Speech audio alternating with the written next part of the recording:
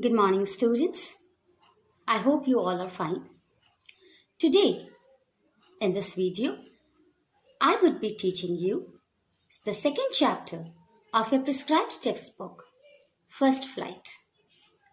Chapter's name is Nelson Mandela, A Long Walk to Freedom. It has been extracted by the autobiography of Nelson Mandela, who was a South African political leader and a great anti-apartheid revolutionary. Apartheid is a system where you discriminate among people on the basis of the race. In South Africa, this practice of discrimination among the blacks and the whites was predominant, and Nelson Mandela was one of the foremost freedom fighters. He was born in South Africa on 18th July 1918. At the age of 95, he died on 5th December 2013. During his lifetime, he received at least 260 awards for his significant contribution towards removing the system of apartheid.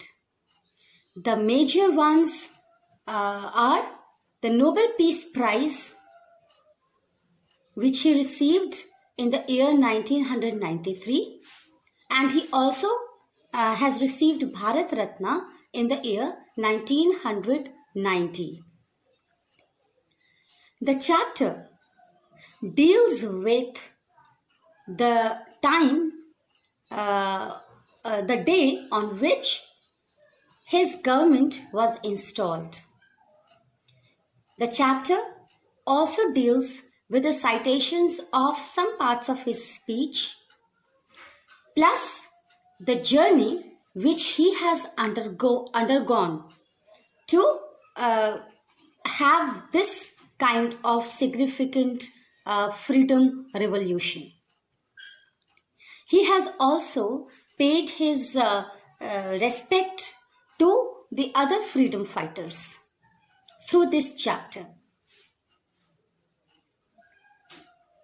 He says that 10th May 1994 was very auspicious for South Africa, because on that day South Africa was going to get a black person as president, and that person is none other than Nelson Mandela.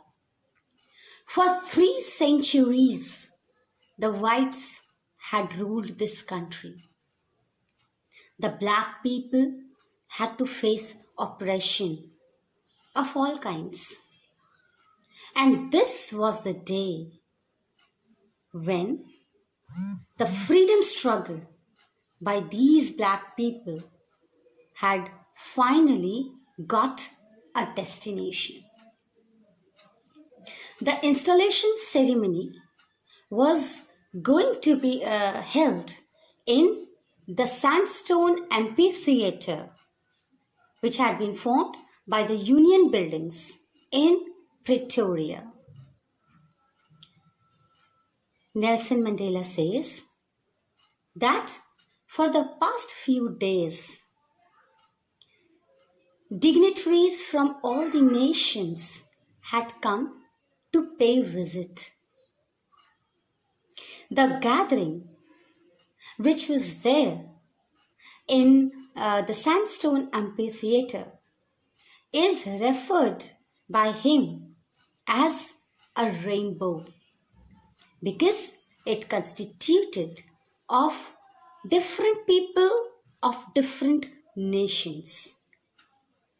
he was obliged to them that they had come to witness such a great moment. On that day, Nelson Mandela was accompanied by his daughter Zinani. In front of all the nations, first of all, Mr. de Klerk sworn in as the second Deputy President of South Africa. He was followed by the swearing of Mr. Thabo Mbeki as the first Deputy President of South Africa. And finally, Nelson Mandela became the first black president. To all the watching world and the audience, he pledged to obey and uphold the Constitution. In his speech, he said that he thanked all the people from across the nations who came there to confer glory on their newborn liberty. He referred to apartheid, the system of apartheid, as an extraordinary human disaster which had oppressed them since long. And he said that from this oppression, since now they have emerged out of it, a newborn humanity would be there in the nation. He also said that these people like Nelson Mandela, who were considered to be outlaws just a few years back, just a few days back, were now forming government. And that too, everybody was respecting them.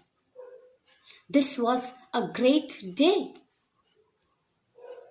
In his speech, he said that South Africa would be free of the bondage of deprivation, of the bondage of poverty, of the bondage of discrimination based on gender or any other thing.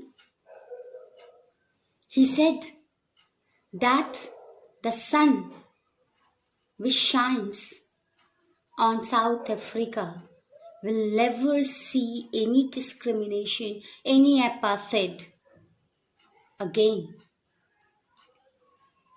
And he concluded with his wish that glory be on South Africa.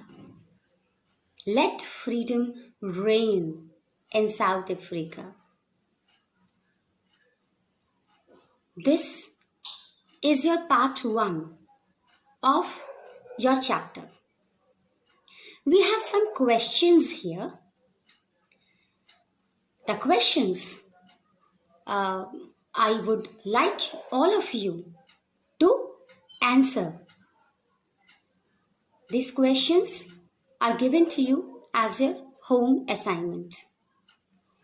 The answers are not very tough. All of the answers I have described, and they are also given in your chapter. But in case you face any difficulty, let me know.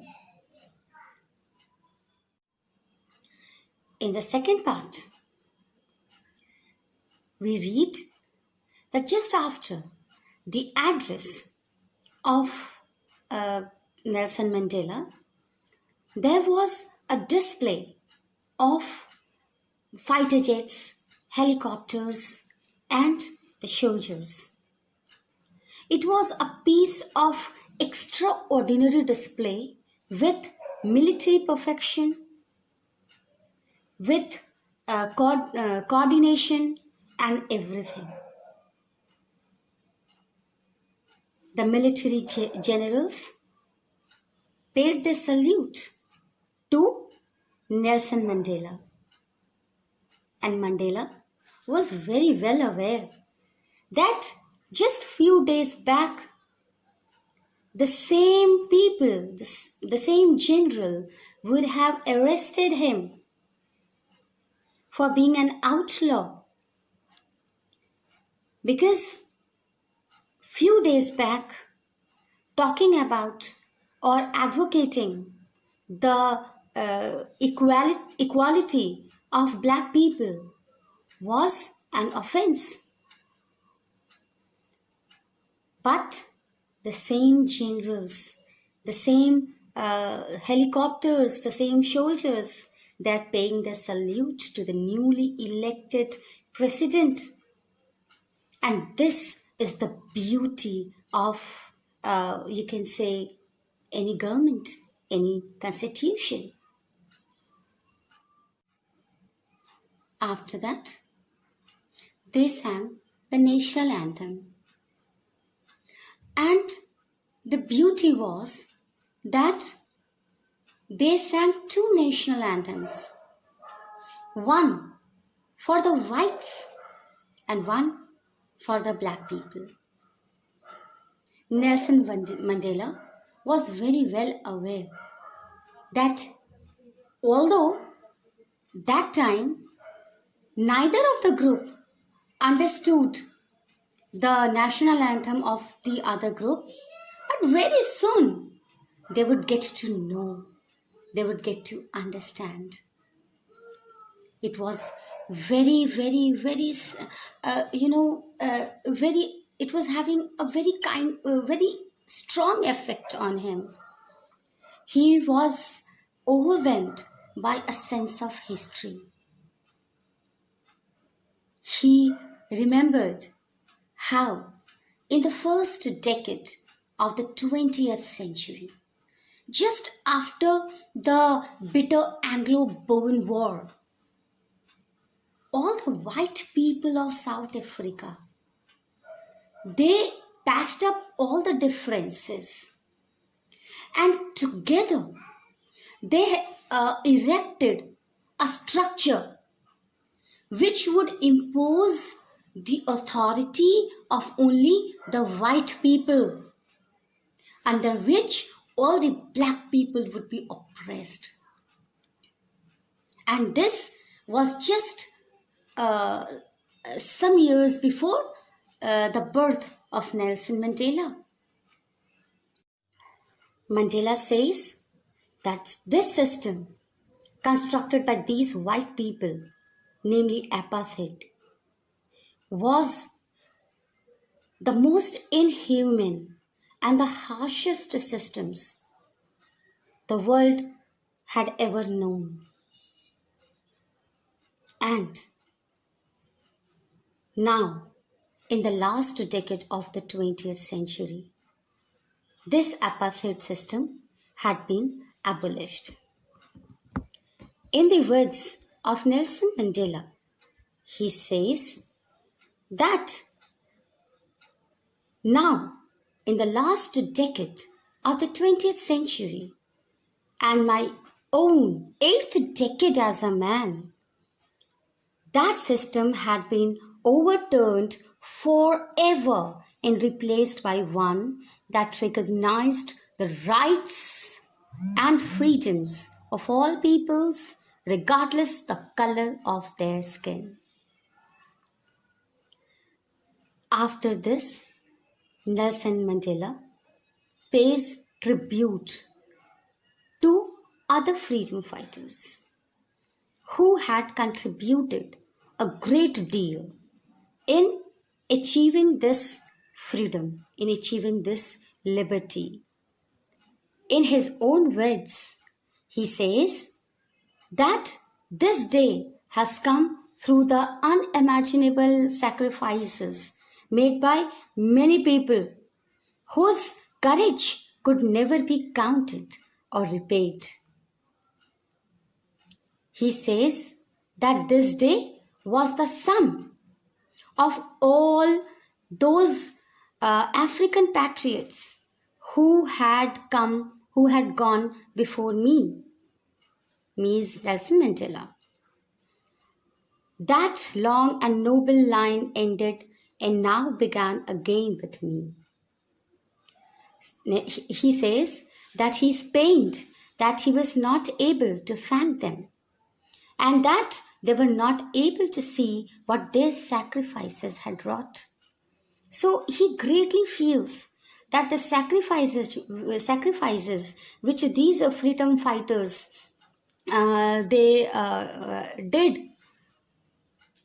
could not be repaid, and they could not see this day. He names some of the freedom fighters.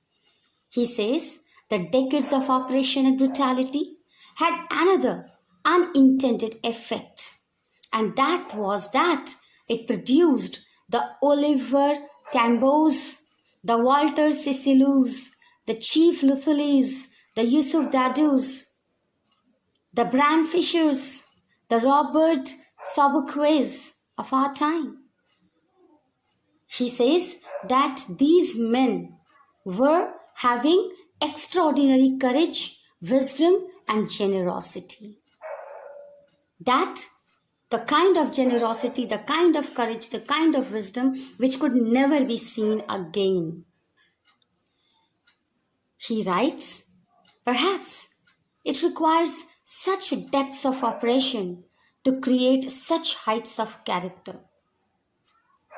He also says that his country is rich in minerals and gems that lie beneath its soil, but I've always known that its greatest wealth is its people, finer and truer than the purest diamonds.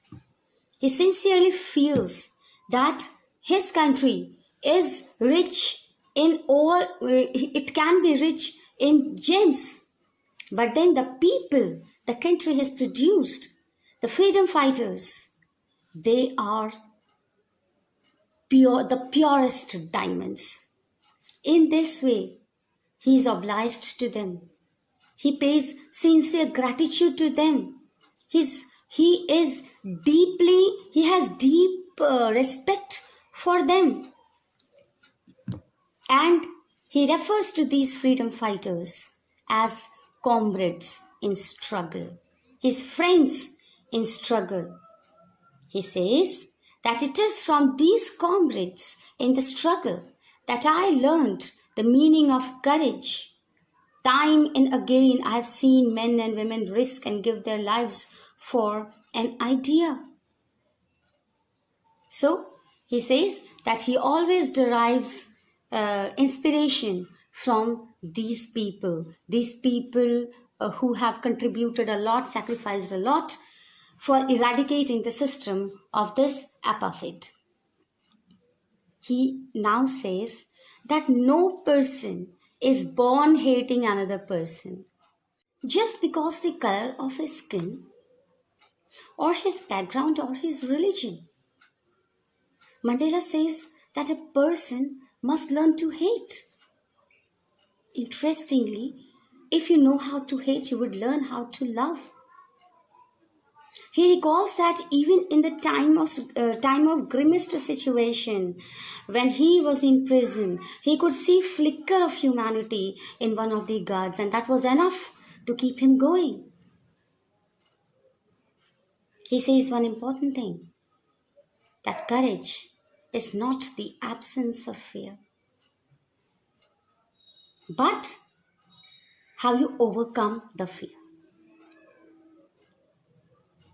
Humanity, your goodness, can be hidden, but the flame of your humanity can never be extinguished. Nobody can do it. So with this note, we finish the second part of our chapter. And here also we have some questions, and I request all of you to do the questions as your assignment. Any doubt? I would get back to you. Bye. Till then.